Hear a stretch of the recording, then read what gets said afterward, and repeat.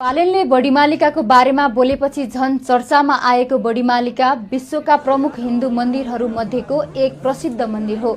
यो मन्दिर नेपालको सुदूरपश्चिम प्रदेशको बाजुरा जिल्लाको त्रिवेणी नगरपालिका वडा नम्बर 6 पन्धारामा पर्दछ।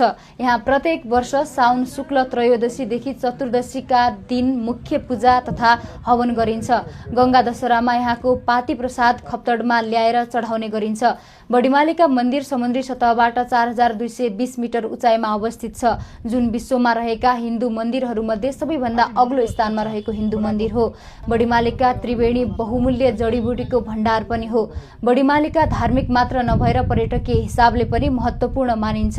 नजिकै देखिने सुन्दर हिमाल, हिउँ कुल्चन पाउने सौभाग्य र मनोरम प्राकृतिक दृश्यहरू बडीमालिकाका गहना हुन्। बडीमालिकाको सौन्दर्य भनेकै विशाल फाँटहरू हुन्।